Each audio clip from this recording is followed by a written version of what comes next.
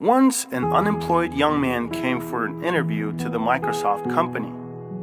He was going to get a job of the janitor there. A man from the staff office talked to him, asked questions, and at the end of the conversation, asked to leave an email to communicate. The unemployed young man was surprised. "What are you talking about?" he asked. "I don't even have a computer." A company representative listened to him and said, "Unfortunately, then we cannot hire you because you do not exist virtually. And we keep in touch with all the employees only by email."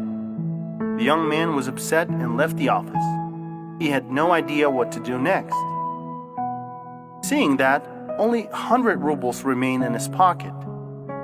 He stopped to think about how to live on, and suddenly a new idea came to his mind.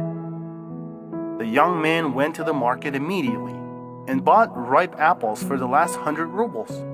He started to go door to door with his goods and sell apples to those who wanted them. A few hours later, he doubled his capital.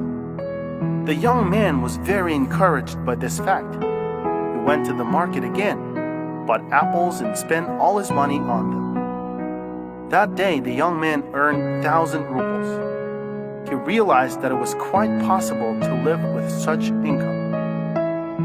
That is why he started to come to the market, buy apples, and sell them to other people every day. After some time, the young man made enough money and bought a car. The car made it possible for him to earn even more. A few months later, the young man formed his first apple delivery company. And a few years later, he was already the owner of the chain of the grocery stores. And so, after many years, this man decided to insure his life and the lives of his family members. He discussed everything with an insurance agent, and the latter asked to leave his email.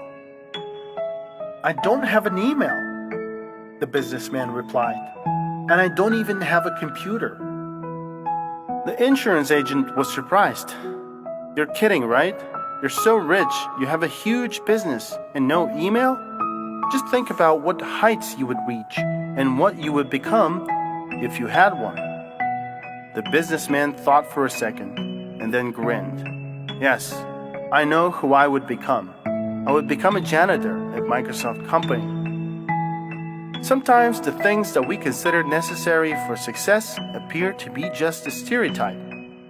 Everyone has their own success method, and no one except you knows what exactly you will need in order to reach the success. The key thing is to remember that whatever God does is for the best. Have a sense of purpose and always stay your course.